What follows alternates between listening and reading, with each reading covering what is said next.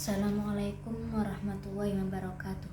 Alhamdulillahirabbil alamin wa bihi nasta'in ala umuri dunya waddin wassalatu wassalamu ala asyrafil anbiya'i wal mursalin sayyidina wa maulana Muhammad wa ala alihi wa sahbihi ajmain, amma ba'd.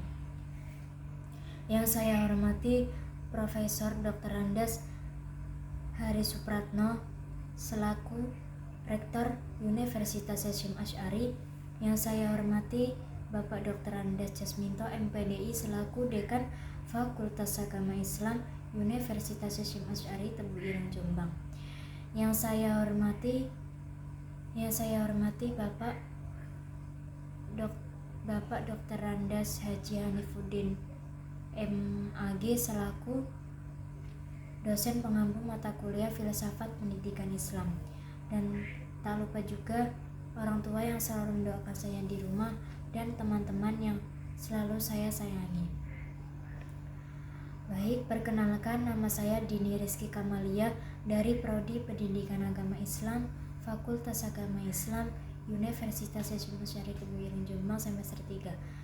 Baik, langsung saja. Di sini saya akan menjelaskan tentang pembelajaran dan pemikiran dalam perspektif Islam. Baik, di sini saya akan menjelaskan tentang pembelajaran dan pemikiran dalam perspektif Islam. Yang pertama yaitu pendekatan-pendekatan dalam perspektif Islam. Yang pertama yaitu pendekatan inovatif. Nah, pendekatan inovatif ini merupakan pendekatan yang merujuk pada cara-cara baru dan kreatif dan dalam mengimplementasikan konsep-konsep pendidikan Islam sesuai dengan tantangan zaman dan zaman yang akan datang. Selanjutnya yaitu model pendidikan agama Islam dalam pembelajaran dan pemikiran dalam perspektif Islam. Model pendidikan Islam yaitu sistem yang mengarahkan pendidikan Islam yang dilaksanakan dengan mencakup dengan tujuan, strategi, dan metode pembelajaran. Selanjutnya yaitu metode pendidikan Islam. Metode pendidikan Islam ini merupakan teknik yang digunakan dalam proses pembelajaran berdasarkan atau digabungkan dengan prinsip-prinsip Islam. Jadi kalau pendekatan inovatif ini merujuk pada cara-cara baru, kalau model pendidikan Islam dilaksanakan adanya tujuan dan strategi dan juga metode pembelajaran, sedangkan metode pendidikan Islam ini digunakan dalam proses pembelajaran yang didasarkan pada ajaran-ajaran Islam atau prinsip-prinsip Islam. Selanjutnya yaitu pendekatan-pendekatan dalam pembelajaran dan pemikiran perspektif Islam. Yang pertama yaitu pendekatan holistik. Pendekatan holistik ini merupakan pendekatan yang menerangkan tentang paradigma-paradigma yang memandang pembelajaran itu atau manusia itu sebagai individu yang utuh. Sedangkan kedua yaitu pendekatan kontekstual. Pendekatan kontekstual ini merupakan pendekatan yang mengajarkan siswa atau mengkhususkan siswa dalam menerapkan ajaran Islam dalam kehidupan sehari-hari. Selanjutnya yaitu pendekatan integratif. Pendekatan integratif ini merupakan menggabungkan berbagai disiplin ilmu atau pendekatan yang mengapolarisikan berbagai disiplin ilmu menjadi satu kesatuan yang menyeluruh. Selanjutnya yaitu pendekatan konstruktivisme, yaitu pendekatan yang berfungsi untuk membangun pengetahuan mereka sendiri. Pendekatan itu banyak diantaranya yaitu pendekatan holistik, kontekstual, integratif, dan konstruktivisme. Selanjutnya yaitu strategi pembelajaran dan pemikiran dalam perspektif Islam. Strategi ini yang pertama yaitu pembelajaran selalu berpusat pada siswa, yaitu kebutuhan minat siswa atau hobi siswa dalam suatu tertentu. Yang kedua yaitu kolaboratif. Kolaboratif yaitu pembelajaran yang dapat digunakan dalam pendidikan.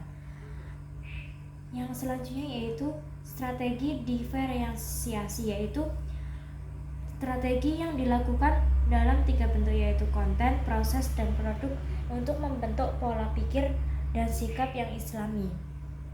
Itu merupakan strategi. Selanjutnya yaitu metode pembelajaran. Metode pembelajaran dan pemikiran dalam perspektif Islam ini banyak. Di antaranya itu dengan menggunakan sistem ceramah, demonstrasi, diskusi, dan tanya jawab. Metode ceramah.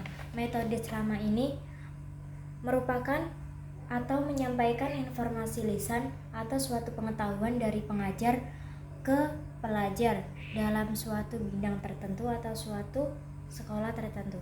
Yang kedua yaitu sistem demonstrasi. Sistem demonstrasi ini merupakan sistem yang dilakukan dengan mempergerakkan barang, kejadian, aturan, urutan, dan kegiatan. Yang selanjutnya yaitu metode pembelajaran diskusi, yaitu menyampaikan pendapat atau mengungkapkan pendapat antara satu sama orang lain dengan yang berbeda-beda terhadap pemecahan suatu masalah tertentu. Selanjutnya yaitu tanya jawab. Metode pembelajaran tanya jawab. Tanya jawab ini dilakukan seperti di perkuliahan atau di sekolah dasar. Tanya jawab ini berguna untuk menjadikan peserta didik sebagai pusat belajar. Yang selanjutnya yaitu faktor-faktor yang memengaruhi pembelajaran, yaitu yang pertama yaitu ketersediaan waktu antara pelajar dan yang mengajar. Yang kedua yaitu tujuan pembelajaran yang mempunyai visi dan tujuan yang sama. Yang selanjutnya yaitu karakteristik peserta didik. Dengan beragam-ragam karakteristik peserta didik dapat memengaruhi pembelajaran dalam perspektif Islam. Selanjutnya yaitu konteks sosial dan budaya dan atau pengaruh sosial dan budaya dalam ruang lingkup pendidikan atau ruang lingkup pembelajaran. Selanjutnya yaitu langkah-langkah pembelajaran dan pemikiran dalam perspektif Islam. Yang pertama yaitu langkahnya dengan menentukan suatu tujuan pembelajaran. Yang kedua yaitu menganalisis karakteristik peserta. Yang selanjutnya yaitu mempertimbangkan konteks dan sumber daya. Selanjutnya yaitu contoh metode pendidikan. Contoh metode pendidikan ini banyak, diantaranya yaitu metode ceramah. Seperti tadi, metode ceramah menyampaikan informasi lisan kepada pengajar kepada pelajar.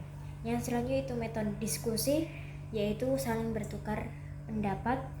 Yang selanjutnya yaitu metode tanya jawab, yaitu menjadikan peserta sebagai pusat belajar pada suatu permasalahan tertentu. Kurang lebihnya mohon maaf presentasi saya. Assalamualaikum